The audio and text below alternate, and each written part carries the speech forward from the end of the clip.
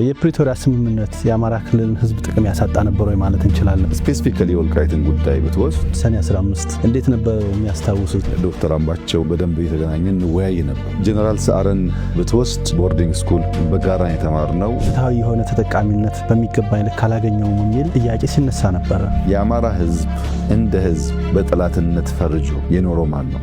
ለሴራ ጎንጓኞች የጦር መሳሪያ የሚያስታጥቀው ሀገር ሴቱ ነው። ሚኒሊክ ካለ ጎበና ካለ ሚኒሊክ ዘመናት ኢትዮጵያ መፍጠር የሚችሉበት ምንም አይነት እድል የለውም።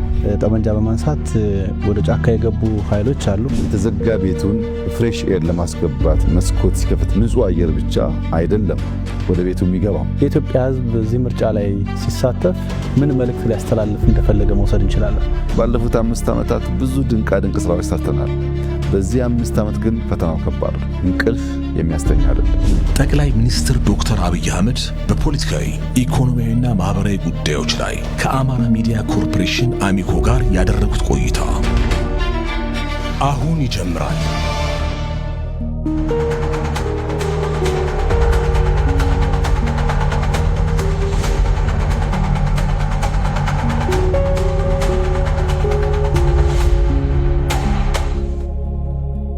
ጤና ይስጥልኝ ተመልካቾቻችን፣ ሙሉቀን ሰጥዬ ነኝ። በዛሬው ዕለት የአማራ ሚዲያ ኮርፖሬሽን አሚኮ ከኢፌዴሪ ጠቅላይ ሚኒስትር ክቡር ዶክተር አብይ አህመድ ጋር ቆይታ ያደርጋል። በቆይታችን በሀገራችን ዋና ዋና ጉዳዮች በተለይ ደግሞ አማራ ክልልን የተመለከቱ ፖለቲካዊ፣ ኢኮኖሚያዊና ማህበራዊ ጉዳዮች ላይ አተኩረን ቆይታ እናደርጋለን። አብራችሁን ክቡር ጠቅላይ ሚኒስትር ጊዜዎትን አጣበው ከአማራ ሚዲያ ኮርፖሬሽን ጋር ቆይታ ለማድረግ ስለፈቀዱ ክብር ይሰማናል። እጅግ አመሰግናለሁ። እኔም ስለጋበዝከኝ እጅግ አድርጌ አመሰግናለሁ። በጣም አመሰግናለሁ። ለመግቢያ የማደርገው ጥያቄ በኢትዮጵያ ታሪክ ውስጥ የአማራና የኦሮሞ ህዝብ አብሮ የመኖር ታሪክ እንዲሁም በሀገር ግንባታ ላይ የነበራቸውን አስተዋጽኦ እንዴት ይታያል የሚለውን ጥያቄ እንደ መግቢያ ወስጀዋለሁ።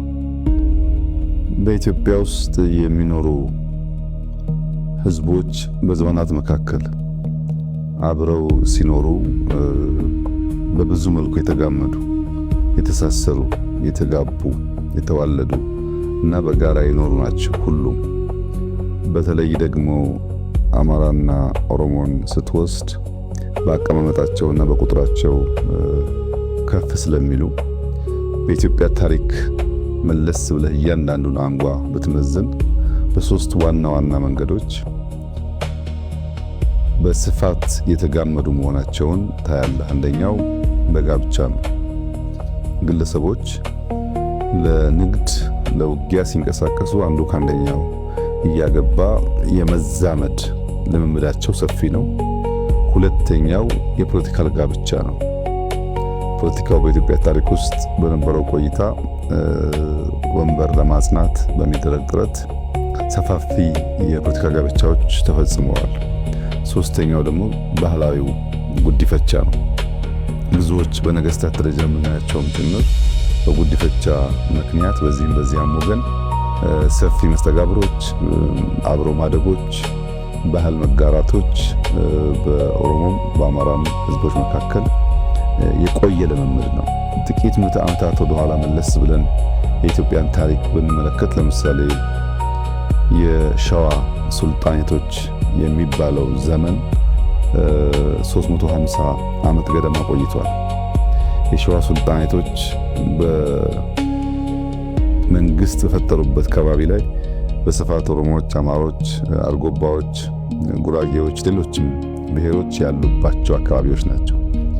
በዚያ 350 ዓመት ጉዞ ውስጥ ብዙ ስብጥር፣ ብዙ መጋመድ እንደነበረ መገመት ይቻላል።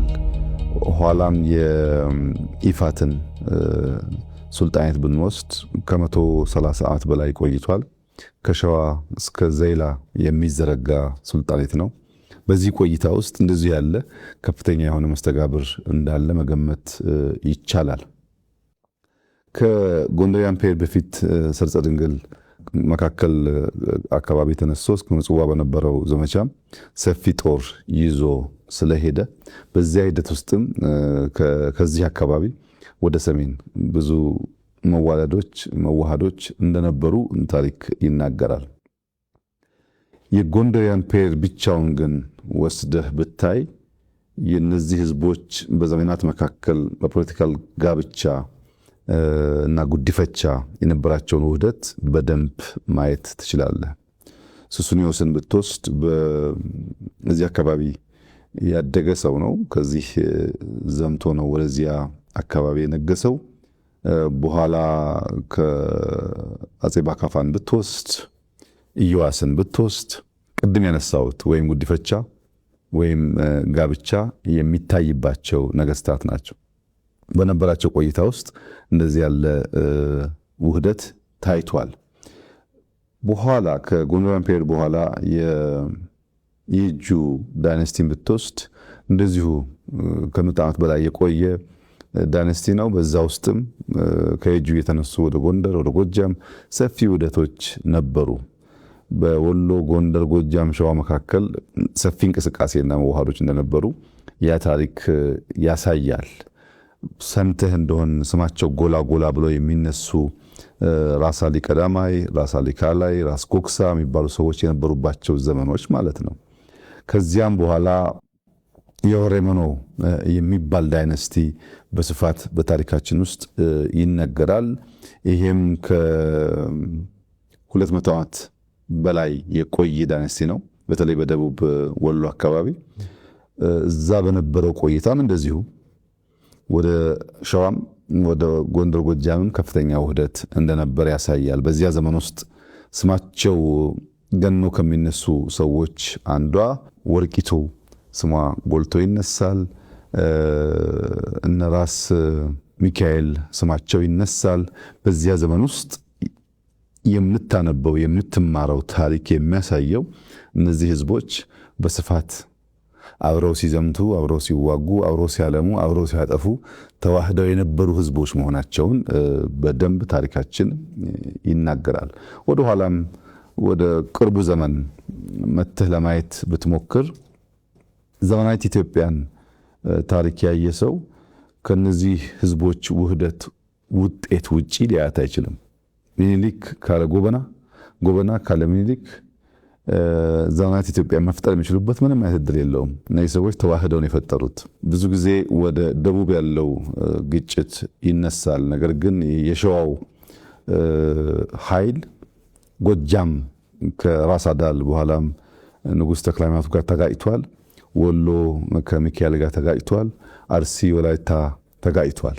ከሸዋ የተነሳ ወደ ሁሉም አቅጣጫ ነበር ዘመቻ የሚካሄደው። ይህንን ዘመቻ የመሩ ሰዎች ንጉሱ ሚኒሊክ ቢሆኑም ጦር አዝማቹ ደግሞ ጎበና ነበሩና በውህደት የተሰራ መሆኑን በግልጽ ያሳያል። ሁላችን አንተም እኔም ማንኛውም ኢትዮጵያዊ መለስ ብሎ የሚኮራበትን የአድዋን ታሪክ ብናነሳ ሚኒሊክ ከገበየው ውጭ፣ ሚኒሊክ ከባልቻ ውጭ አልሰሩትም። በውህደት የተሰራ የጋራ ድል ነው። በጋራ የተፋለሙበት ለአንዲት ውድ የከበረች ሀገር ዋጋ ከፍለው ለማኖር ሀገራቸውን አስቀድመው የጋራ ህልውና አስቀድመው በጋራ ዘምተው በጋራ ሞተው ያጸኑልን ያቆዩልን ሀገር እንዳለ ያሳያል። በህዝቦች ደረጃም እንኳ ብትወስድ እንደ ማህበረሰብ አርሶ አደሮች በፊውዳል ስርዓት ላይ ማመፅን ብትሰማ የጎጃም ገበሬዎች አመፅ ትልና የባሌ ገበሬዎች አመፅ ሲባል ትሰማለህ። እና እስከ በኋላ ድረስ ባለው ታሪክ ውስጥ እነዚህ ሁለት ህዝቦች ለዘመናት አብረው ሲዘምቱ፣ ሲጋቡ፣ ሲነግዱ፣ ሲኖሩ፣ በብዙ ሲዋሃዱ የኖሩ መሆናቸውን የኢትዮጵያ ታሪክ በግልጽ ያስቀምጣል። በእርግጥ ይህ ባህሪ በሁለቱ ብሔር ላይ ብቻ የተወሰነ አይደለም። ብዙዎቹ ላይ እንደዚህ አይነት የመዋሃድ እና አብሮ የመኖር ልምምዶች በስፋት ኢትዮጵያ ውስጥ አሉ። በጣም ጥሩ። ወደ ሁለተኛው ነጥቤ ልለፍ። ክቡር ጠቅላይ ሚኒስትር፣ እንግዲህ የአማራ ክልል ሁኔታ ስናየው በአጭር ጊዜ እንኳን ከለውጡ በፊትና ለውጡ ከመጣ በኋላ ብለን መክፈል እንችላለንና የአማራ ክልል ሁኔታ በእነዚህ የሁለት ምዕራፎች እንዴት ነው የሚገለጸው የሚል ጥያቄ ማንሳት ፈልጋለሁ። ከዚህኛው ለውጥ ቀደም ብሎ ኢትዮጵያ ውስጥ በተደረጉ ለውጦች የአማራ ህዝብ እንደማንኛውም የኢትዮጵያ ህዝብ ለውጥ እንዲመጣ፣ የፖለቲካ ስሪታችን እንዲሻሻል፣ የኢኮኖሚክ ጉዞአችን እንዲፋጠን፣ ህዝቦችን ያቀፈ እንዲሆን ትግል ሲያደርግ ነበር። 66ቱን ለውጥ ብትመለከት እዛ ውስጥ የራሱ የሆነ ሚና ተጫውቷል።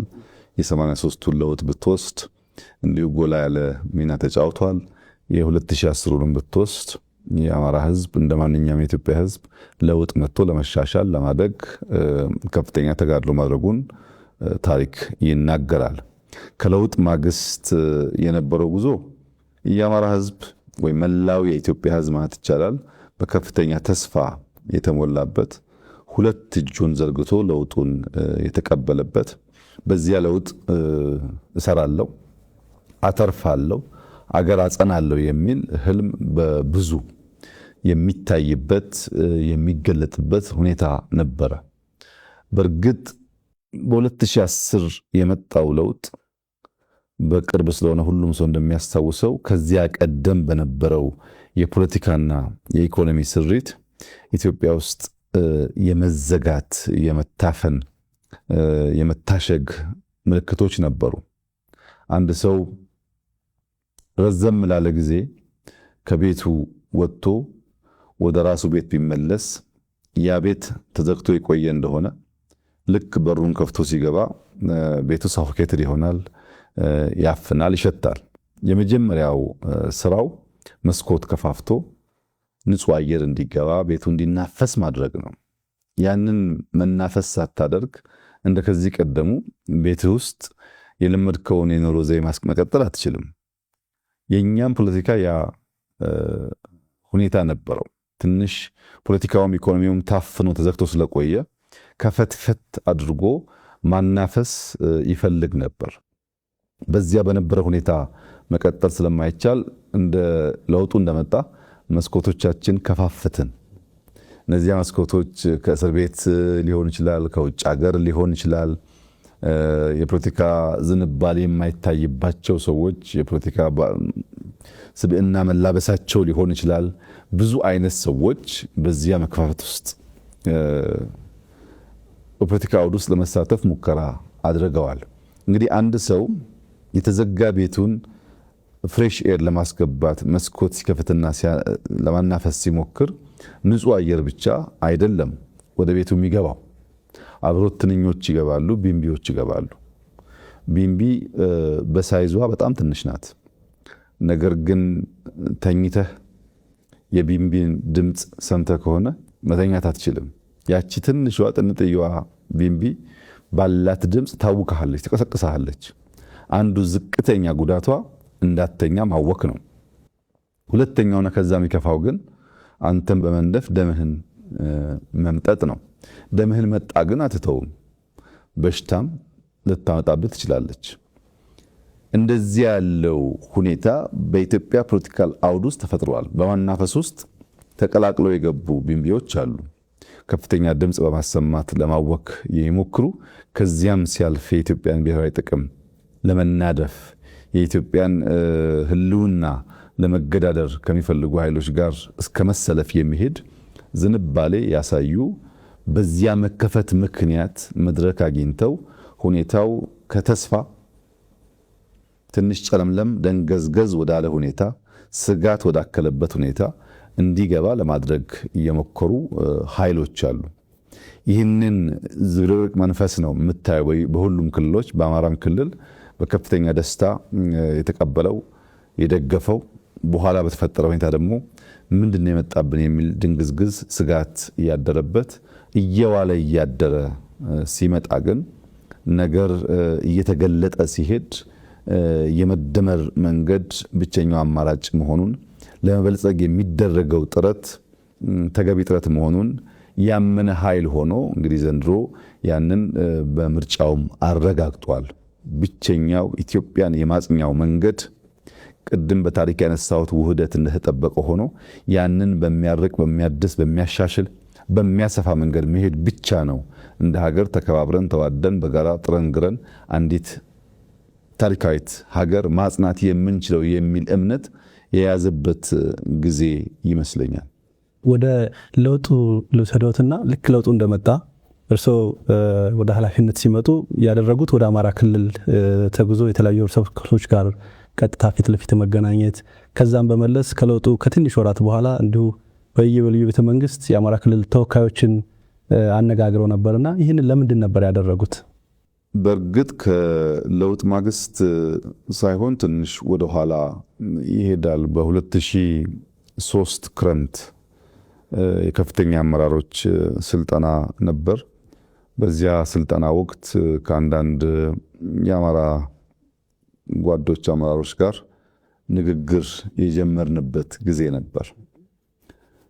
ያ ንግግር ትርክትን ማደስ ያስፈልጋል። በመካከላችን ያለውን ግድግዳ ማፍረስ ይኖርብናል። የነበሩ ታሪካችንን ፈትሸን መርምረን ወደ ምንተባበርበት፣ ወደ ምንተጋገዝበት፣ በጋራ ወደ ምንቆምበት ቁመና ካልተቀየርን የኢትዮጵያ ነገዋ አስጊ ነው የሚል ውይይቶች ነበሩን። የውይይቱን ሂደት መለስ ብዬ ሳስታውስ አሁን ኢትዮጵያ ውስጥ የሚታዩ የተለያዩ ኃይሎች መሰብሰብ፣ መጣመር፣ ያልተቀደሰ ጋብቻ፣ ብዙም ርቀት የማይሄድ ጋብቻ አይና የእኛን ሁኔታ አስታውሳለሁ። እኛ ያኔ የነበረን ውይይት በሶስት አንጓ የተከፈለ ነው። መገንባት የምንፈልገው ሀገር አለ። እዚያ ጋር ለመድረስ ግን ምን እንዳለን ማወቅ አለብን። ምን እንዳለን ከማወቃችን በፊት በሁኔታዎች ላይ ያሉን እምነቶች ምን እንደሆኑ እንወያይ ነበር። ምን እናምናለን? ለምሳሌ ታሪክን በሚመለከት ምን ታምናለህ አንተ? በታሪክ ምልከታችን ላይ፣ በኢትዮጵያ የብልጽግና ጉዞ ላይ፣ በኢትዮጵያ ሕዝቦች በእኩል የመጠቀም በእኩል የማደግ ሁኔታዎች ላይ ያለህን ምልከታ ያለህን ብሊፍ ማወቅ አንተም ማወቅ ጠቃሚ ነበር። መጀመሪያ እምነቶቻችንን በሚመለከት ብዙ ጊዜ ረዘም ላለ ጊዜ እንወያያለን። በእነሱ ጉዳይ ላይ ከሞላ ጎደል መግባባት ሲታይ what we possess የሚለው ሁለተኛው ፓርት ነበር። ምንድነው ያላት ኢትዮጵያ? እኛስ ምን አለን? ምን እኔ ተጣለው? ምን ታመጣለህ አንተ? ምን አጋጭተን ነው ያ የምናስበውን ነገር የምናሳካው? ያሉን ነገሮች ከለየን በኋላ ደግሞ ምን ገነባትን ኢትዮጵያ በምን መልክ እንደምንገነባ እናነሳ እንወያይ ነበር። አሁን አይተህ ከሆነ ብዙዎቹ እምነቶቻቸውን ከሌል በኋላ ስለሚያደርጉ ልክ ትንሽዬ ነገር ሲመጣ መሰረቱ የተስተካከለ ስላልነበረ ቶሎ ይፈርሳል። ሁልጊዜም ውህደት ሲፈጠር፣ ሁልጊዜም በጋራ መተባበር ሲፈጠር ግለሰቦች፣ ፓርቲዎች፣ ቡድኖች መነጋገር ያለባቸው እምነት ነው። ምንድነው የምታምነው? ምንድነው ማምነው? በምን መነጽር ነው ነገን የምታየው? በምን መነጽር ነው ትናንትን የምታየው? በምን ትብብር መንፈስ ነው ዛሬን የምንሰራ የሚለውን ካልተግባባ በጋራ መቆም ጠላትን ያሰነብት ይሆናል እንጂ ብዛም ፋይዳ አይኖረውም። ያን ለመፍታት ውይይቶች እናደርግ ነበር። ከዛ ከለውጡ ጥቂት ወራት በፊት በኦሮማራ እንቅስቃሴ ባህር ዳር መጥቼ ከእናንተ ሚዲያ ጋር ቆይታ አድርጌ ነበር። ያንን መለስ ብላችሁ ብታዩ ይህንኑ ሀሳብ የሚገልጽ ነው። የሁለቱን ህዝቦች በጋራ ለዘመናት መኖር፣ አሁንም በትብብር መንፈስ መስራት ኢትዮጵያን ለመታደግ ያለውን ፋይዳ በጉልህ የሚያሳይ ነበር። ያ የኦሮማራ እንቅስቃሴ የተፈለገ የተወደደ አልነበረም። እንደምታስታውሱት ብዙ የሚጠላ እንቅስቃሴ፣ ብዙ አታክ የነበረበት እንቅስቃሴ ነው የነበረው። ከዛ እንቅስቃሴ በኋላ የለውጥ ፍላጎት ልክ እንደ በልግ ዝናብ ምንም ድምፅ ሳያሰማ በሚመጣበት ሰዓት ነገሮች ሁሉ ፈጣን ነበሩ። ያንን ባክግራውንድ ይዞ ነው ወደ ለውጡ ጉዳይ የገባ ነው ማለት ነው። የእንቅስቃሴ ዋነኛ ምክንያት ለውጥ ሲደረግ የህዝብን የልብ ትርታ በበቂ ደረጃ መገንዘብ ካልተቻለ ረዘም ላለ ጊዜ ለውጥን መምራት አይቻልም። ምንድነው እኔም አስበዋለሁ፣ ጓደኞቼ የሚያስቡት አለ፣ የምናቀውና የገባን ነገር አለ። ግን ያልገቡን ነገሮች ደግሞ እንደዚሁ ሊኖሩ ስለሚችሉ የሰውን ጥያቄ፣ አስተያየት፣ እምነት እኛ ረዘም ላለ ጊዜ ስንወያይባቸው የነበሩትን ጉዳዮች ማሱ እንዴት እንደሚያያቸው ለመገንዘብ የመጀመሪያው ስራ በየቀጠናው ሄዶ የህዝቡን የልብ ትርታ ማድመጥ ነበር እና የመጀመሪያ ጉዞ የአማራ ክልል ወደ ጎንደር ነበር። እንደሚታወሰው ጎንደር ከለውጥ ቀንዲሎች አንዷ ናት። የኦሮሞ ደም የኔም ደም ነው ብሎ የተነሱ ወጣቶች የታዩበት፣ ታሪኳን መለስ ብላ ለማየት የቻለች፣ በህዝቦች መካከል ያለውን ውህደት ያየች ከተማ ነበረች። በእርግጥ የኦሮሞ ደም የኔም ደም ነው የሚለው አባባል መፈክር ብቻ አይደለም፣ ትክክለኛ ነው። ጎንደር ውስጥ በስፋት የኦሮሞ ደም አለ። ቅድም ባነሳኋቸው ጋብቻዎች ምክንያት ብዙ ውህደቶች አሉ እና እዛ በመሄድ የህዝቡን ሁኔታ ለማድመጥ ሞክሬያለሁ። ከዚያ በኋላ በብዙ ከተሞች በባህር ዳር፣ በደሴ፣ በኮምቦልቻ፣ ደብረ ብርሃን፣ ወልዲያ፣ ደብረ ማርቆስ በኋላም የተውጣጡ ሰዎች እዚህም መጥተው ሁለት ሶስቴ ተወያይተናል። በዚያ ውይይት ውስጥ ህዝቡ ምን ይፈልጋል የሚለውን ለማየት ከፍተኛ ጥረት ተደርጓል። እንደኛ ባለ ታፍኖ በቆየ ፖለቲካ ውስጥ የሚደረግ ለውጥ ከህዝብ ጋር መወያየትና የህዝብን ልብ ትርታ ማድመጥ የሚያስፈልግበት ምክንያት ለምሳሌ የቻይናን ለውጥ ከማኦ በኋላ ዴንግ ሲመጣ የነበረው ሁኔታ ብናይ ከሞላ ጎደል ይመሳሰላል። ፖለቲካው የታፈነ ነው፣ ኢኮኖሚው የታፈነ ነው፣ ረሃብ አለ፣ ችግር አለ። ከ800 ሚሊዮን ያላነሰ ህዝብ በከፍተኛ ድህነት ውስጥ ይኖራል። ለዜጎች ምግብ ማቅረብ የሚቻልበት ሁኔታ አልነበረም። አይዲዮሎጂ ጎልቶ በትብብር ማልማት ሁለተኛ የሆነበት ሁኔታ ነበር። ይህን ጉዳይ ለመፍታት ዴንግ እንደመጣ ያደረገው ኢኮኖሚውን መከፋፈት ነበር። በኮሙኒዝም በሶሻሊዝም ያለውን እሳቤ ጥሶ ከሌሎች ከዚህ ቀደም ኢምፔሪያሊስቶች ብሏቸው ከሚጠሏቸው ኃይሎች ጋርም በትብብር ለመስራት ነበር የወሰነው። ዴንግ የመጀመሪያው የሶሻሊስት ካምፕ እና የቻይና መሪ አሜሪካን የጎበኘ ነው። አሜሪካንን ጎብኝቶ በትብብር እንስራ የሚል ጥያቄ ነበረው። ያን መከፋፈት ሲጀምር ግን ጉዳዩ አልጋ ባልጋ አልነበረም። ብዙም ገንዘብ ስላልነበረ ከዛ በፊት ብዙዎች እግረኞች ነበሩ። ባለ ሳይክል ለመሆን ባለ ሞተር ሳይክል ለመሆን ነገር ሲከፋፈት በዚያው ልክ ኮራፕሽን በጣም ተስፋፋ። ኮራፕሽን ብቻ ሳይሆን ኢንፍሌሽንም በጣም አደገ። ኢንፍሌሽን እና ኮራፕሽን ደግሞ ማስን የሚያስመርር ጉዳይ ነው። ያን ሃንድል ለማድረግ ያን ለመፍታት ጥረት በሚያደርጉበት ሰዓት ነበር ወጣቶቹ የፖለቲካል እንቅስቃሴ ያደረጉት። የፖለቲካል እንቅስቃሴው መንስኤ ደግሞ ምንድነው?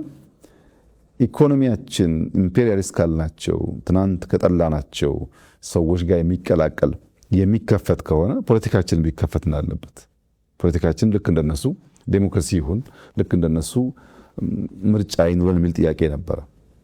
ይሄ ጥያቄ እንዲህ በቀላሉ ምላሽ የሚያገኝ አልነበረም። ደም አፋሷል። ምክንያቱም በነዴንግ እምነት ጠንካራ መንግስት፣ ዲሲፕሊንድ ፓርቲ፣ ረዘም ላለ ጊዜ የሚጸና መንግስት ካልፈጠርን በቀር ቻይና ውስጥ ያለውን ችግር አንፈታም የሚል እምነት ነበራቸው። በርካታው ሰው በደህንነት ውስጥ ስላለ ኢኮኖሚክ ኦፕን አፑን እንጂ ፖለቲካል ኦፕን አፑን አይቀበሉም። ተማሪው ግን ኢኮኖሚን ከፍታችሁ ኢንፍሌሽንና ኮራፕሽን ከመጣ ፖለቲካውን ክፈቱት የሚል ጥያቄ ነበረው።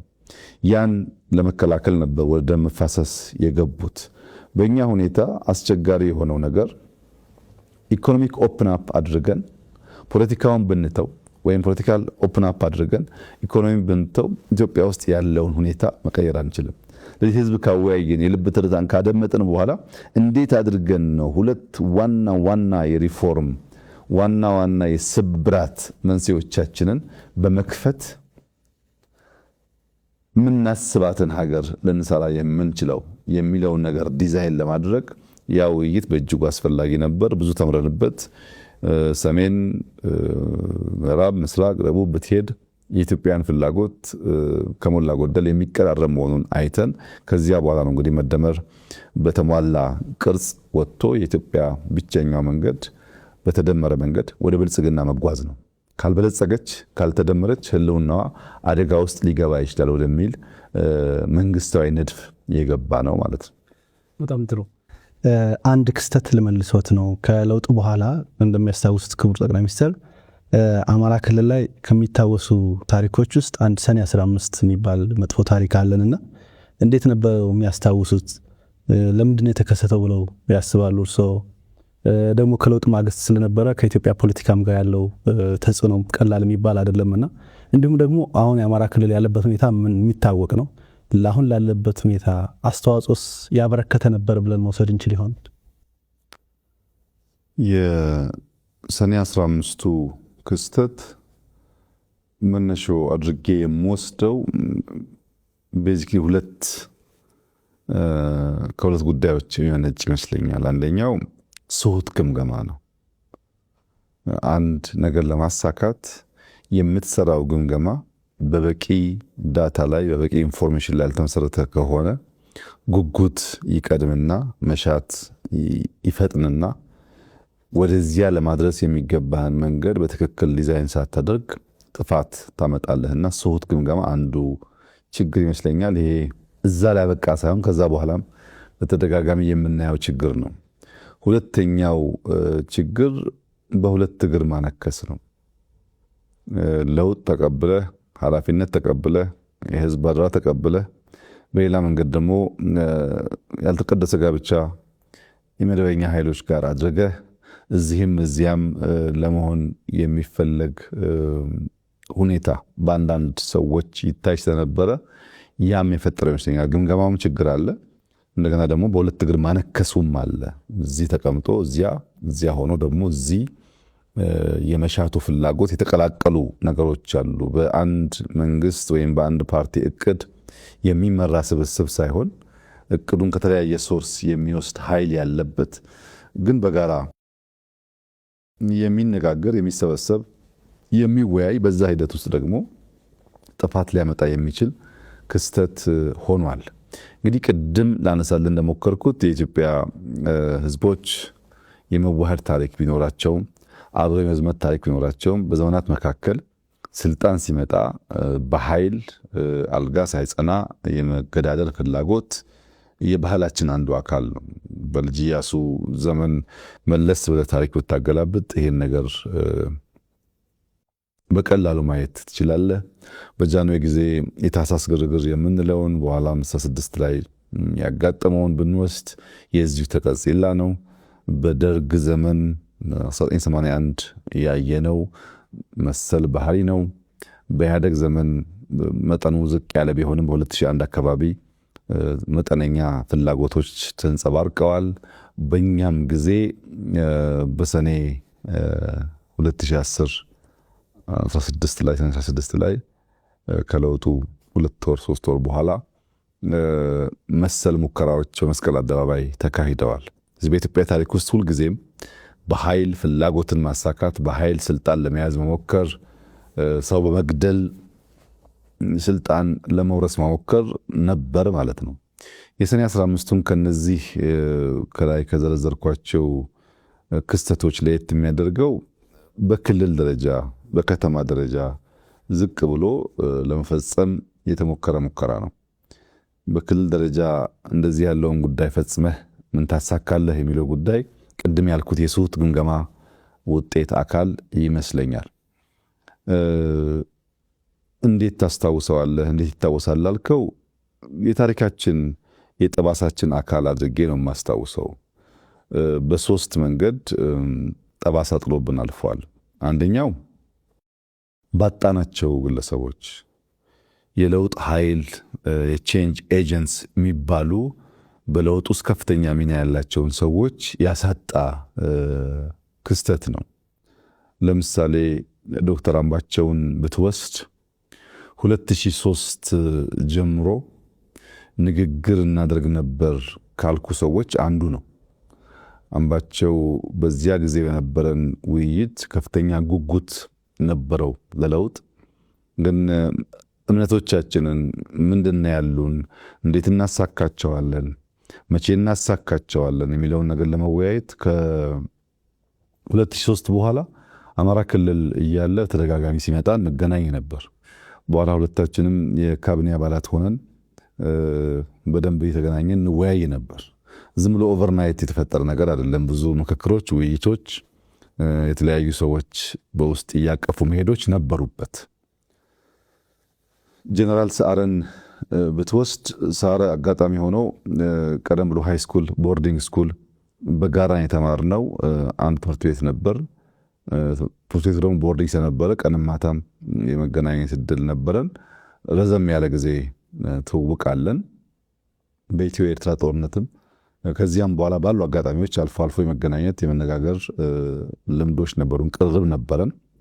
ለውጡ ሊመጣ ጥቂት ጊዜ ሲቀረው የለውጡ ዋዜማ ገደማም በተደጋጋሚ እንገናኝ ነበር። በተለይ ግን በተለየ መንገድ እንዲታወስ ከማስታወስበት አንዱ ነገር ታስታውስ እንደሆነ የጠቅላይ ኤታማዦር ሹሙንና የደህንነት ኃላፊውን በአንድ ጀንበር ለማንሳት የነበረው ውሳኔና የለውጡ አካል ከመጀመሪያው ከእቅዱ ጀምሮ የተሳተፈበት ብቸኛው ሰው ሰዓረ ማለት ይቻላል። ብዙ ሰው ጉዳዩን አያውቀውም። ሰዓረ በእቅዱም በሂደቱም ተሳትፎ ነበረው። በዚያ ደረጃ ለቼንጅ ኤጀንት የሚታመን ሰው ነበር ማለት ነው። ሌሎቹንም ብታነሳቸው እነ ምግባሩ በዚያ ደረጃ ይታያሉ። በቅርበት ከኔ ጋር የሰሩት እነዚህ ቢሆኑም በዚያ ጊዜ ያጣናቸው ሰዎች ለለውጥ ኤጀንት ሆኖ ማገልገል የሚችሉ ቢቆዩ ብዙ የሚያበረክቱ ሰዎች ናቸው። አንዱ ጠባሳ ይሄ ነው። ሁለተኛው በኢትዮጵያ ፖለቲካል ትምምን ውስጥ የፈጠረው ጠባሳ ነው። ፖለቲካል ትረስት በጣም እንዲቀዘቅዝ አድርጓል። በሰዎች መካከል፣ በቡድኖች መካከል አብረህ እየኖርክ አብረህ እየሰራህ አብረህ እየተሰበሰብክ የመተማመን ዝንባሌው በእጅጉ እንዲቀንስ አድርጓል። ያም በጣም መጥፎ ጠባሳ ነው። አብረህ ስለ ሀገር ከምትመክረው ሰው አደጋ ያጋጥመኛል እያሰብክ መምከር በእጅጉ ትምምንን የሚቀንስ ጉዳይ ስለሆነ እንደ አንድ ክስተት ጠባሳ ሊታይ ይችላል። ሶስተኛው ባህል ነው። የኢትዮጵያን የፖለቲካል ባህል አበላሽቶታል። ቀድሞ የነበረ ነው፣ ያን አስቀጥሏል። ከንግግር ከውይይት ይልቅ በመሳሪያ በጉልበት ግለሰቦችን በማፈን በመግደል ስልጣን ማረጋገጥ መጎናጸፍ ለመሞከር ያለው ልምምድ የሚያስቀር መሆን ሲገባው የሚያስቀጥል መሆኑ በሶስተኛ ደረጃ በጠባሳነት አየዋለሁ። ክስተቱ ይበልጥ የሚያሳዝነው እና አሁንም ቆም ብለን ማየት የሚገባን ገዳይም ሟችም ሁለቱንም ኃይሎች በጀግንነት ያወሳ የፖለቲካል ዲስኮርስ የታየበት ነው። ይሄ በኢትዮጵያ ታሪክ ውስጥ እስካሁን ያለንበት ውጥንቅጥ ታሪክን እንዳለ አስቀምጦ ከመልካሙ ከስህተቱ መማር ሲገባ ታሪክን እየመረጥክ ታሪክን እያንሻፈፍክ ታሪክን በፈለከው መንገድ አድርጎ የማቆየቱ ጉዳይ አሁን ላለንበት አጠቃላይ ውጥንቅጥ ዋናው መሰረት የዚያ የትርክት ስብራት ጉዳይ ነው። አሁን እዚህ እንደዋዛ በብሔርተኝነት ስሜት በአውራጃዊነት ስሜት ታሪኩን አንሻፈን ብንጽፍ ብንናገር ነገ ልጆቻችን ዋጋ ሊከፍሉበት የሚችሉ ጉዳይ እንደሆነ ማሰብ አለመቻል ደግሞ ያሳዝነኛል። ይሄ ጉዳይ እንዳለ ታሪኩን አስቀምጠህ ከተቀመጠው ታሪክ ተነስተህ በሚኖር ትንተና የፈለግከውን ነገር ወደ ቀኝ ወደ ግራ ወስደህ መማር ትችላለህ። ታሪኩን ማዛባት ግን እምብዛም ጠቃሚ አይደለም። ዛሬ ብቻ ሳይሆን ነገም ዋጋ ያስከፍላል። ትውልድ ዋጋ ይከፍልበታል። እኛ በህይወት እያለን የምናቀውን ጉዳይ በተንሸዋረረ ታሪክ አረዳድ ተረድተን የምናስቀምጥ ከሆነ እኛ በማንኖርበት ሰዓት የሚኖር ትውልድ ደግሞ እንዴት አድርጎ እንደሚወስደው አሁን ባለው የኢትዮጵያ ታሪክ መመልከት ትችላለህ። አሁን ያለው የኢትዮጵያ ታሪክ የዚህ የተንሸዋረረ የፖለቲካል ኢንትሪግ ውጤት ነው። አብዛኛው ታሪክን እንዳለ በትክክለኛው መንገድ ማስቀመጥ ሳይሆን አዛብተን በማስቀመጣችን ምክንያት የሚፈጠር ችግር ነው። ከዚያም ሻገር ሲል የፖለቲካ ሴራ ተንታኞች መጠቀሚያም ሆነዋል። ታስታውስ ከሆነ እለቱ ቅዳሜ ነበር፣ ዊኬንድ ነበር። ማምሻ ላይ ነበረ ይሄ ጉዳይ የተፈጠረው እና እኔ እዚህ ቢሮ ቆይቼ ከቢሮ ስወጣ መረጃ የሰማሁት እና ለሚዲያ ምን ነገር አለበት የሚል ሐሳብ መጥቶ የሚዲያ አካላት ይጠሩ ብለን ፋና፣ ኢቢሲ፣ አሚኮ ተጠርተው ነበር። የሰጠሁበትን ቦታ እስከዛሬ አስታውሰዋለሁ እኔ። ነገር ግን ፋናና ኢቢሲ ምናልባትም ዊኬንድ ስለሆነ ምሽትም ስለነበረ ስንጠራቸው በዚያ ፍጥነት አልመጡልንም። አሚኮ ግን ጎረቤት ነው፣ እዚያ 4 ኪሎ ነው መስሪያ ቤቱ። መኪናም ላያስፈልገው ይችላል። እዚሁ ስለሆነ ልክ ጥሪው ሲደረግ ወዲያው አሚኮ መጣ። አሚኮ መጥቶ የተወሰነ ደቂቃ ጠበቅን እነዚያ ቢደርሱ ብለን ዘገዩብን እና መጨረሻ የመጣው ሐሳብ ምንም እኮ ችግር የለውም አሚኮ ወስዶ ለሁሉም ሊያከፋፍል ስለሚችል ለአሚኮ ይሰጥ ተብሎ ምሽት ላይ ነው እኔ ቤት ነው ለአሚኮ ሰጠሁኝ። በኋላ ግን ባህር ዳር ላይ ሆኖ መግለጫ ሰጠ ወደሚል የሴራ ትንታኔ ተቀይሯል። እንደዚህ ያለው ከእውነት የተፋታ ለዛሬም ለነገም የማይበጅ ውስጥህ እያወቀ የሚሸነገር የሚዋሽ ነገር ጥፋት ብቻ ነው የሚያመጣውና ያ ክስተት ከመነሾ የሚሳካ ነው። ከመነሾ አንድ ግብ የሚያሟላ ነው ባትልም እንደ ጥቁር ጠባሳ የሚወሰድ መጥፎ ክስተት ነው ብዬ ነው የማየው። አመሰግናለሁ ክቡር ጠቅላይ ሚኒስትር። ወደ ሌላ ነጥብ ልውሰድዎት። ለውጡ እንደመጣ ሁሉም ኢትዮጵያዊ እንደገለጹት በተስፋ ለውጡን በከፍተኛ ሁኔታ ሲደግፍ ነበረ። ከዚህ ህብረተሰብ ክፍል አንዱ ደግሞ በውጭ የሚኖሩት ትውልደ ኢትዮጵያና ኢትዮጵያውያን የምንላቸው ወይም ደግሞ ዲያስፖራ የምንለው የህብረተሰብ ክፍልም የለውጡ ደጋፊ ነበረ በዛን ወቅት እንደሚታወሰውና ከለውጡ ከተወሰነ ጊዜ በኋላ የአማራ ተወላጅ የሆኑ ዲያስፖራዎች እንደገና አንዳንድ ዲያስፖራዎች ለውጡን ተቃውመዋልና የዚህ መንስኤው ምንድን ነው ብለው ያስባሉ? በቀጣይስ ምን አይነት አማራጭ ቢከተሉ ነው የሚጠቅመው ብለው ነው የሚያስቡት? ለውጡን በመደገፍ እና ባለመደገፍ ጎራ የመቀያየሩ ጉዳይ በአማራ ዲያስፖራ የሚወሰን አይደለም። በሁሉም ዲያስፖራዎች የሚታይ ነው። በውጭ ሀገርም ብቻ የሚወሰን አይደለም። በሀገር ውስጥም ያ ነገር ሊያጋጥም ይችላል። ሰዎች በተለያየ ምክንያት ጎራቸውን ይቀያየራሉ። እኔ የሚመስለኝ በሶስት ዋና ምክንያቶች ጎራ መቀያየሮች ያጋጠሙ ይመስለኛል። አንደኛው የተሳሳተ ስሌት የነበራቸው ግለሰቦች ናቸው። ልክ ለውጡ ሲመጣ አንተ ባህር ዳር ተቀምጠህ የሆነ ጉዳይ ጽፈህ ሊሆን ይችላል፣ ተናግረህ ሊሆን ይችላል። እኔ እዚህ አዲስ አበባ ሆኜ የሆነ ነገር አድርጌ ሊሆን ይችላል። አንዱ ናይሮቢ ሆኖ የሆነ ነገር አድርጎ ሊሆን ይችላል። ሁሉም ሰው ይሄን ለውጥ የጀመርኩት ያመጣሁት ያዋለድኩት እኔ ነኝ ብሎ አምኗል። ብዙ ግለሰቦች ያሉበት ሁኔታ አጠቃላይ ለውጡን መርቶ ከአንድ ጫፍ ለማድረስ የሚያስችል አለመሆኑ በግልጽ የሚታይ ቢሆንም ግን አምነዋል። ሰዎቹ እኔ ነኝ የዚህ ለውጥ ባለቤት፣ እኔ ታስሬ፣ እኔ አገር ተሰድጄ፣ እኔ እንደዚህ ሆኜ ያመጣሁት ይሄን ለውጥ እና ይህ የመጣው ለውጥ እኔ በማስበው መንገድ መሄድ አለበት። ከተቻለ ምነክስ፣ ካልተቻለ ደግሞ ማነክስ መሆን አለብኝ የሚል እምነት ያመኑ ሰዎች የተጋባባቸው ግለሰቦች ነበሩ። እነዚህ ግለሰቦች ለውጡ የብዙ ሰዎች ጥረት፣ ብዙዎች ዋጋ የከፈሉበት፣ በብዙ ድካም የመጣ እነዚያን ሰዎች በማስተባበር የሚመራ እንጂ የግለሰቦች ፍላጎት ለማሳካት የሚፈጸም አለመሆኑን ሲረዱ ሞክረው ሲያቅታቸው አውቶማቲካሊ የጎራ ለውጥ አሳይተዋል። መጀመሪያ ሮጦ መምጣት፣ ለመቀላቀል መሞከር፣ እንደፈለጉት ነገር እንደሚሄድ ማሰብ ሁኔታ ነበራቸው። ያ አልሆነም። አንድን ለውጥ በራስ መመዘኛ በራስ መነጽር ብቻ ማየት ስትጀምር የሌሎችን ማድመጥ ሲሳነ ይሄ ችግር ያጋጥማል። እኛ ለውጡ መጥቶ በህግ ስልጣን ከያዘን በኋላ የኛ እምነትና እውቀት በቂ አይደለም። የህዝቡን ልብ ትርታ ማድመጥ አለብን። ህዝቡ እንደሚያስብ ማወቅ አለብን ብለን ያደረግነው ሙከራ እንኳን አይተው ትምህርት አለመውሰድ ማለት ነው። ሁለተኛው የጎራ መደበላለቅ የሚታየው ለርካሽ ዓላማ የሚቃወሙ ሰዎች ናቸው። ከዩቱብ ንግድ ጋር የሚያያዝ ወይም በአንዳንድ ሀገራት አሳይለም ለመጠየቅ ጥገኝነት ለመጠየቅ መደረግ ሙከራ መቃረን፣ መሳደብ፣ ማንቋሸሽ ብቸኛ መንገድ ነው የሚያስቡ ሰዎችም እንዲሁ አሉ።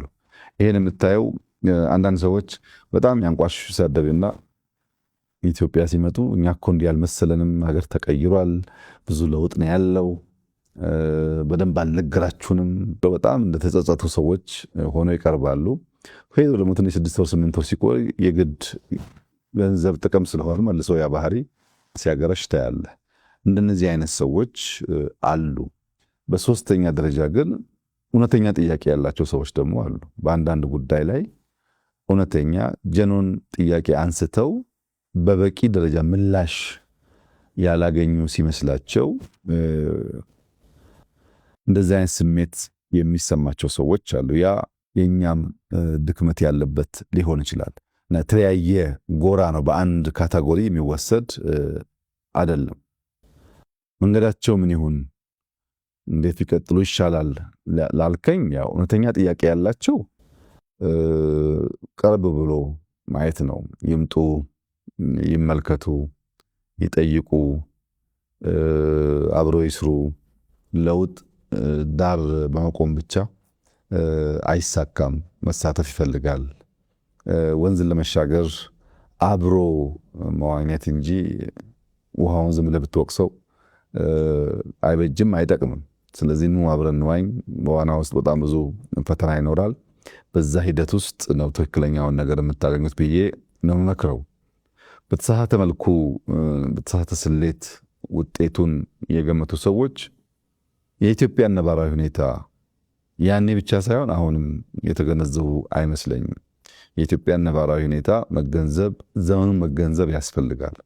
አንተ እንኳን በምታውቀው ከለውጡ ዓመት 2 ዓመት በፊት ኢትዮጵያ ውስጥ የዳታ ፔኔትሬሽን የዳታ ስፋት ውስን ነው። ብዙ ሰው አብዛኛው መረጃ የሚያገኘው ከናሽናል ሚዲያ ነው። ብዙ ሚዲያዎች አልነበሩም። ስልክ እንዳሁን ኢንተርኔት በበቂ የለውም። ዳታ በስፋት አልተሰራጨም። ብዙ መረጃ የሚሰራጭበት መንገድ ውስን ነው። አንተ ብቸኛው ተናጋሪ ልትሆን ትችላለህ። አሁን በጣም ብዙ ተናጋሪ፣ ብዙ ተንታኝ፣ ብዙ አዋቂ ያለበት ጊዜ ነው። በአንዳንድ ጉዳዮች ላይ ብዙ መረጃም ያለበት ጊዜ ነው እና ነባራዊ ሁኔታውን ማወቅ ያስፈልጋል። ለውጥ የአንድ ሰሞን ድግስ አይደለም፣ ሂደት ነው። በዚያ ሂደት ውስጥ ብዙ ጉዳዮች ሊቀያየሩ ይችላሉ። ረጅም መንገድ መሆኑን አምኖ ራስን አስተምሮ ራስን አጀስት ማድረግ የሚያስፈልግ ይመስለኛል። ጫና መቋቋም የሚሳናቸው ለጊዜያዊ ችግር ሲሉ ደግሞ ሸብረክ የሚሉ ሰዎች ጥጃው ሳይወለድ በረቶ ይዘጋም። መከራው፣ ችግሩ፣ ሂደቱ በአጭር ጊዜ ውስጥ የሚፈጸም ስላልሆነ ለርካሽ ዓላማ ለርካሽ ጥቅም ሲባል ከቁም ነገር መጉደል አይሆንባችሁ። ታሪክ መስራት የሚያስችል ሁኔታ ካለ ለዚያ መሄድ፣ ያም ካልተቻለ ደግሞ ከታሪክ ቀኝ መቆም እንጂ ላነሰ ለወቅታዊ ችግር ሲባል ብርታት በማጣት አቋም በማጣት የሀገርን ጥቅም በመወላወል ማሳጣት ጥቅም አለው ብዬ ብዙ አላምንም። በዚህ መንገድ ቢኬድ ይሻላል ብዬ አስባለሁ። ስራው እስከተሰራ ድረስ ውጤት እስካለ ድረስ የሰው ልጅ የማየት የማመዛዘን አቅም እስካለ ድረስ እውነታው እየተገለጠ መሄዱ አይቀርም ብዬ አምናለሁ። አመሰግናለሁ ክቡር ጠቅላይ ሚኒስትር። ወደ ሌላው ነጥብ ልለፍ። ብልጽግና እንደ ፓርቲ የመደመር መንግስትም እንደ መንግስት ሲመጣ የአማራ ህዝብ ይፈታቸዋል ይመልስልናል ብለው ሲያነሷቸው ወይም ተስፋ ያደርጓቸው ጥያቄዎች ነበሩና እነሱን ከመመለስ አንጻር ምን ተከናውኗል ብለው ያስባሉ? ብዙ ጊዜ ደግሞ የአማራ ህዝብ ከሚያነሳቸው ጥያቄዎች መካከልም እንዳብነት ከወሰንና ከማንነት ጋር የሚገናኙ ጉዳዮች ዛሬም ድረስ አልተፈቱም፣ ረጅም ጊዜ ወስደዋል እየተባለ ይነሳል። ይሄ ደግሞ የአማራ ህዝብ ለብልጽግና መንግስት የሚኖረውን ድጋፍ እንዲቀንስ እምነቱን እንዲላላ ያደርገውም ወይ የሚለው ላይ ማብራሪያ እንዲሰጡኝ ይፈልጋሉ። በዚያ ከለውጥ ማግስት ባደረግነው ውይይት በሁሉም የአገሪቱ ጫፎች የነበሩት ጥያቄዎች፣ አስተያየቶች በሁለት አንኳር ጉዳዮች ተከፍለው ይታዩ ይችላሉ። አንደኛ ፖለቲካ ጥያቄ ነው። ሁለተኛ ደግሞ የመልማት ጥያቄ ነው። ልማትና ፖለቲካ ናቸው ጎልተው በተለያየ ቋንቋ በተለያየ መንገድ የሚነሱት። በአማራ ክልል የነበረውን ጥያቄ ከዚህ ተለይቶ የሚታይ አይደለም። የመጀመሪያው የፖለቲካ ጥያቄውን ብንወስድ በሁለት ከፍለን ማየት እንችላለን። ራሱ የፖለቲካውን ጥያቄ አንደኛው ረጅም ጊዜ የሚወስድ ዘላቂ መፍትሄ የሚሻ አስተማማኝ ሰላም ማረጋገጥ የሚፈልግ ከአንድ ብሔር፣ ከአንድ ክልል፣ ከአንድ ፓርቲ በላይ ማሳተፍ የሚፈልጉ ጉዳዮች አሉ። በአንድ ፓርቲ የማይመለሱ፣ በአንድ ክልል የማይመለሱ፣ በአንድ ከባቢ ፍላጎት የማይመለሱ የሌሎችን ተሳትፎ የግድ የሚጠይቁ ጉዳዮች አሉባቸው ጥያቄዎች ውስጥ። ለምሳሌ ህገ መንግስት በሚመለከት ባንዲራው ላይ ጥያቄ የሚያነሱ ሰዎች አሉ። አንቀጽ 39 ላይ ጥያቄ የሚያነሱ ሰዎች አሉ። በወሰን ጉዳይ በወሰን ይገባኛል ጥያቄ የሚያነሱ ሰዎች አሉ። እንደነዚህ ያሉ ጥያቄዎች ሙሉ እይታን ዘላቂ ሰላም የሚያረጋግጡ ምላሽን ማምጣት ይጠይቃሉ። እንዲሁ ሰምተህ ወዲያው የምትመልሳቸው ጉዳዮች ሳይሆኑ ሂደት ይፈልጋሉ። ለዚያ ረዘም ላለ ጊዜ እንግዲህ በውይይት እንደቆየን ይታወቃል። እያንዳንዱ የራሱ ችግር ስላለበት ለምሳሌ ከነዚህ ጥያቄዎች ውስጥ ስንቶቹ እንደሆኑ ባላቅም ብዙዎቹ በሀገራዊ ምክክሩ ምላሽ ሊያገኙ እንደሚችሉ ተስፋ አደርጋለሁ። ነገር ግን ሐረርጌ ሄደህ የተጠየቀውን ጥያቄ እዛው ምላሽ እሰጣለሁ ብትል ወለጋ ስትሄድ ጥያቄ ሊወልድ ይችላል። ወላይታ ሶዶ ሄደህ ተጠይቀህ ለዚያ ምላሽ እዛው እሰጣለሁ ብትል ጎንደር ስትሄድ ጥያቄ ሊወልድ ይችላል። ከዚህ ማሳያ አንዱ የወልቃይት ጥያቄ ነው። የወልቃይት ጥያቄ ረዘም ላለ ጊዜ ይገባኛል ጥያቄ በአማራ ክልል ሲነሳ ቆይቷል። ይህንን ጉዳይ የሁለቱም ክልል ህዝቦች ያሳተፈ ያወያየ በህገ መንግስቱ መሰረት በሪፍረንደም የተረጋገጠ ለዘላቂ ሰላም መነሾ የሚሆን ካልሆነ እድል አግኝቻለሁና አሁን ላፈላልግ ብትል ሲቀየር ይበላሻል። ለምሳሌ ከዚህ ቀደም የፌዴራል ክልል ስሪት ሲሰራ በህዝቦች ውይይት ቢሆን ያ ነገር የተፈጸመው ለረጅም ጊዜ ጥያቄ ሆኖ አይቀጥልም ነበር። ያን ስህተት የሚደግም ነገር ነው አሁን ስለሚመች እናርገው የሚል ጥያቄ የሚነሳበት መንገድ ውይይት ይፈልጋል። ስፔሲፊካሊ የወልቃይትን ጉዳይ ብትወስድ በትግራይ በኩል ያለው ጥያቄ ፌዴራል መንግስት ስርዓት ውስጥ በትግራይ ክልል ይተዳደር ነበር። በጦርነቱ ምክንያት ነው ያንን ቦታ ያጣ ነው። አሁን ደግሞ ለአማራ ህዝብ ህልውና እንታገላለን የሚሉ ኃይሎች ሁሉ ውሰዱት፣ አብረናችሁ እንዋጋለን፣ ይገባችኋል እያሉን ነው። እየከለከለን ያለው የፌዴራል መንግስት ነው። የፌዴራል መንግስት ከዚህ ጉዳይ ራሱን ቢያወጣ እኛ በማንኛውም መንገድ በኃይልም ይሁን በሰላም ቦታችንን እናስመልሳለን። እንቅፋት የሆነብን የፌዴራል መንግስት ነው እንጂ ለዚህ ህዝብ የሚታገሉ ወገኖችም ጭምር ለዚህ ህዝብ እንታገላለን ባዮች ጭምር እንድንወስድ ፈቅደው የዚያ ትግል ተባባሪና አጋር ሆነዋል። እናንተ ናችሁ እንቅፋቱ ይላሉ። ወደ አማራ ክልል ደግሞ ስትመጣ ከጦርነት በኋላ በፌዴራል መንግስት ውክልና የሚተዳደረው የወልቃይት ክልል በህግ አግባብ በተሟላ መንገድ ወደ አማራ ክልል መመለስ ሲገባው የፌዴራል ክልል መንግስት አልመለሰም ብለው ያስባሉ። ሁለቱም ጋር ጥያቄ አለ ማለት ነው። ይህንን ጥያቄ የምንፈታው አንዱን ወገን በማስደሰት ለአንዱ ወገን ምላሽ በመስጠት አንዱን ከጥያቄው ጋር እንዲቆይ ብናደርገው ዘላቂ ሰላም አያመጣም። የጊዜ ጉዳይ እንጂ መልሶ ግጭት ይፈጥራል። መልሶ ግጭት የሚፈጥርን ነገር ለአጭር ጊዜ እፎይታ፣ ለአጭር ጊዜ ደስታ መመለስ ደግሞ የመደመር መንግስት ፕሪንሲፕል አይደለም። የኛ አንደኛው ፕሪንሲፕል ሚዛናዊነት ነው። ሁለተኛው ሙሉ እይታ ነው። በምንወስናቸው ውሳኔዎች ዘላቂ ሰላም፣ ዘላቂ ልማት፣ ዘላቂ አብሮነትን የማያረጋግጥ የአጭር ጊዜ ድል ከሆነ ታይም ቦምብ ነው። ነገርን ለጊዜው ያዳፍናል እንጂ ከናካቴው አያጠፋውም ብለን ስለምናስብ አንመርጠውም። መንገዱን ጊዜ ወስዶ ተወያይተን ተመካክረን ህግን ስርዓትን ተከትለን የህዝቦችን ተሳትፎ አረጋግጠን ብንወስን ግን ለዘላቂው ሰላም ሊያረጋግጥ ይችላል የሚል እምነት ስላለን አብዛኛው በኢንክሉሲቭ ናሽናል ዲያሎጉ 4 ዓመት የፈጀ ሂደት ነው። ብዙ ሺህ ሰዎች የሚሳተፉበት ነው። አሁን እኔን ካነጋገርኩ በኋላ ራንደምሊ ሄደህ አንዱን ከሰሜን አንዱን ከምስራቅ አንዱን ከደቡብ ብታነጋግር በዚህ መድረክ መገኘቴ ብቻ ከበቂ በላይ ነው ይሉሃል። በጣም ብዙ ነገሮች ይነሳሉ፣ ብዙ ቅሬታዎች ይነሳሉ። አንዱ የአንደኛውን ጥያቄና በሽታ ያደምጣል። በዚያ መንገድ ነው ኢትዮጵያ የምትሰራው፣ በውይይት በንግግር በትዕግስት ነውና ከአማራ ክልል ጥያቄ አንጻር ከበፊቱ የከፋ ነገር አሁን አለ ብሎ ለመውሰድ ያስቸግራል። በፊት የአማራ ክልል ወልቃይት ወደሚለው አካባቢ መጓዝ አይችልም። ዛሬ ቢያንስ መሄድ ይችላል፣ ሰው መጠየቅ ይችላል። እንደው በህግ ተጠቅሎ የአማራ ክልል ነው ባይባልም ለመንቀሳቀስ የሚከለክል ነገር የለም። ሌላው ደግሞ በምክክር በውይይት ትግራይንም አሳትፈን እነሱም የኛው ወገኖች ናቸው፣ ኢትዮጵያውያን ናቸው።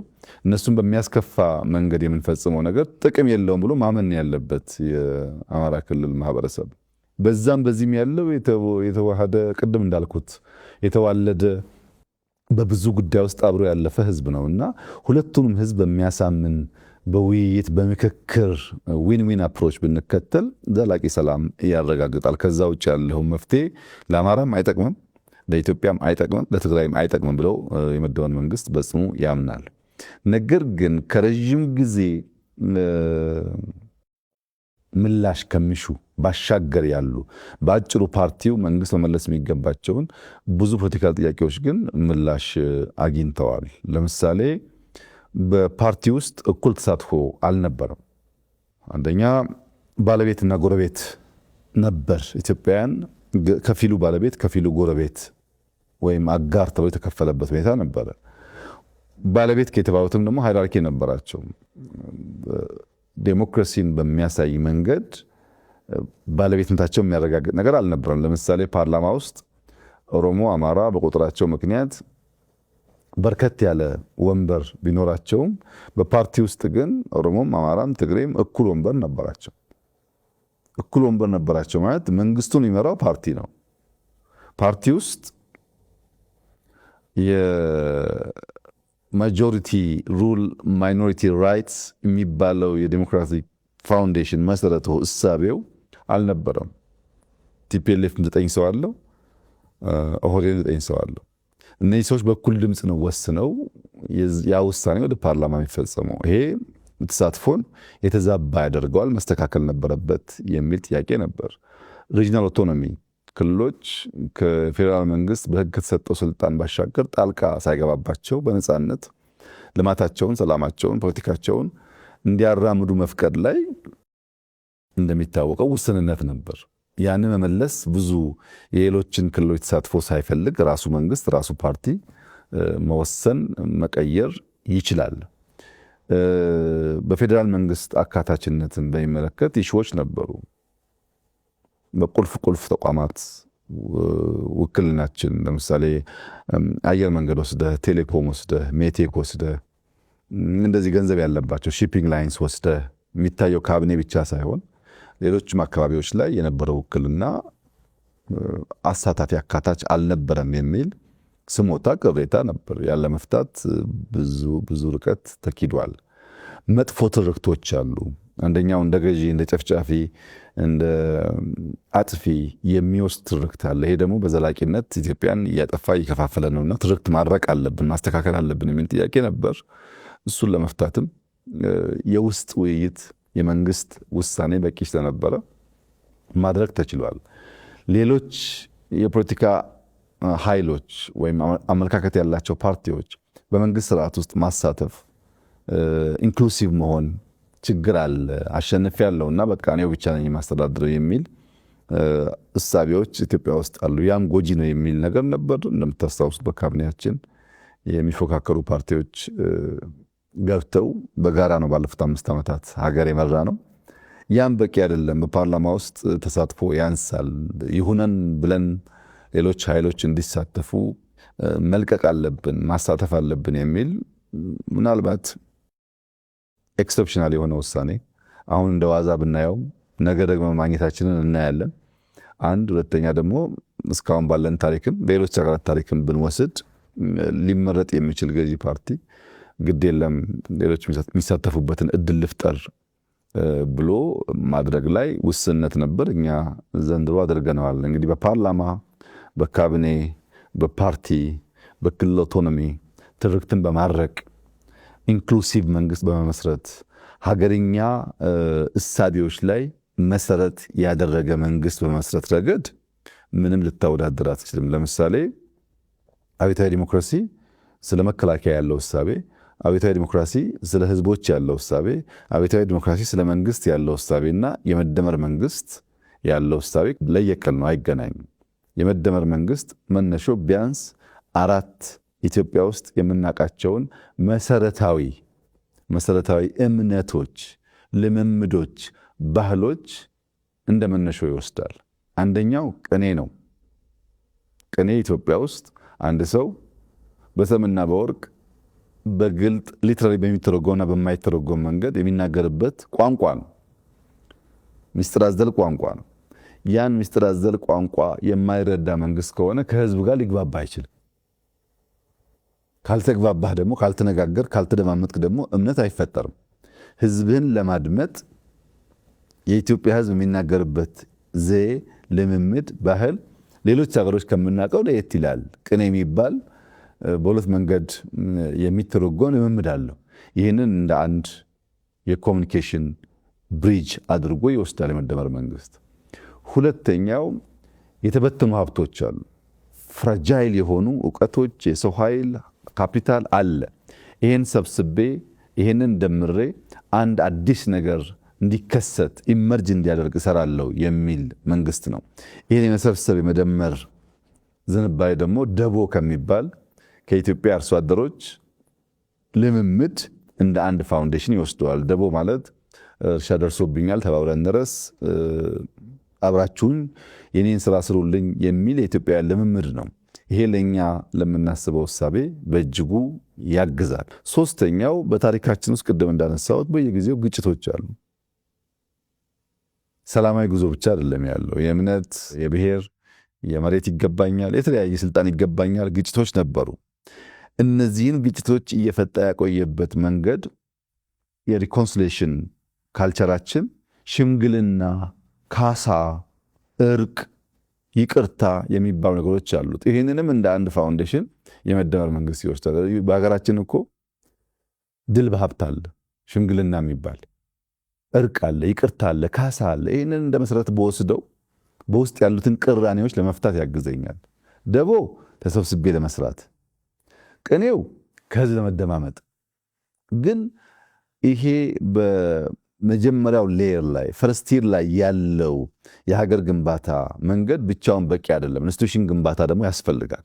ለኢንስቲትዩሽን ግንባታ ደግሞ ገዳ እንደ መሰረት ይወስዳል። ገዳ ለብዙ መቶ ዓመታት ብዙ አይነት ጥቃት እየደረሰበት ከልጅ ልጅ ሲወራረስ የቆየ መንግስታዊ ስርዓት ነው። ይሄ መንግስታዊ ስርዓት የስልጣን ገደብ የሚያረጋግጥ፣ ግልጽ የስልጣን ክፍፍል የሚያረጋግጥ፣ አንተም መስራት ያለብን እኔ ማድረግ ያለብኝ ያኛው ማድረግ ያለበትን በግልጽ የሚያስቀምጥ፣ የስልጣን አወራረስ ሂደቱ ሰላማዊ መሆን ብቻ ሳይሆን ሰው የማዘጋጀት ሂደቱም ከፍተኛ ልምድ ይገኝበታል። ይህን ተቋማዊ ልምድ ደግሞ እንደ አንድ መሰረት እንወስዳለን። ለተቋም ገዳን ብንወስድ፣ ለኮሚኒኬሽን ቅኔን ብንወስድ፣ ለሪኮንሲሌሽን ሽምግልናን ብንወስድ፣ አብሮ ተባብሮ ለመስራት ደግሞ ደቦን ብንወስድ አብዛኛው ጉዳዮቻችን ምላሽ ያገኛሉ ብሎ ነው የመደመር መንግስት ከሀገርኛ ብሂል፣ እውቀት፣ ካልቸር የመነጨ ለኛ በቂ ምላሽ መሆን የሚችል እሳቤ ላይ ቆሞ